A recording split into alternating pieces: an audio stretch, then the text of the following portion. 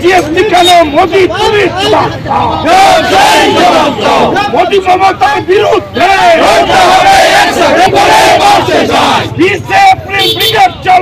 আসন্ন ব্রিগেড সমাবেশের সমর্থনে মালদার মানিকচকে সিপিআইএমের শ্রমিক কৃষক ক্ষেতমজুর ও বস্তি ফেডারেশনের জোরদার প্রচার অভিযান। প্রচারের অঙ্গ হিসেবে মানিকচকের সমস্ত সংগঠনের ডাকে গণকনভেনশনের অঙ্গ হিসেবে মানিকচকে মিছিল শেষে কেন্দ্রীয় বাজেটকে জনবিরোধী বাজেট আখ্যা দিয়ে প্রতীকী বাজেটের প্রতিলিপি পুড়িয়ে জোরদার বিক্ষোভ প্রদর্শন।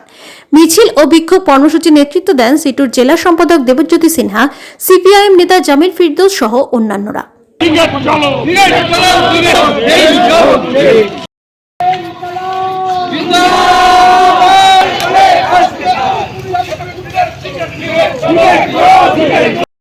জিএসটি কেন মোদি পুলিশ মোদি মমতার বিরুদ্ধে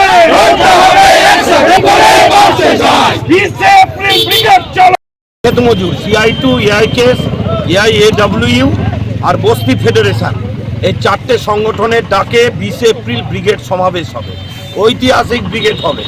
তার আগে প্রায় 2-2.5 মাস ধরে মাধ্যমিক পরীক্ষা আছে, উচ্চ মাধ্যমিক পরীক্ষা আছে। দেখছেন আমরা আজকে মাইক বাজিয়ে করছি না। রোজা আছে, ঈদ আছে, নববর্ষ আছে, চৈতা দেবীর অনুষ্ঠান আছে, সব আছে, কিন্তু তার মধ্যে মানুষের দাবিতে লড়াইও আছে। জনতার দরবারে আমরা প্রমাণ করেছি, হাজার হাজার মানুষ মানিকচকে যেভাবে সাড়া দিয়েছে দাবি দেওয়ার ভিত্তিতে।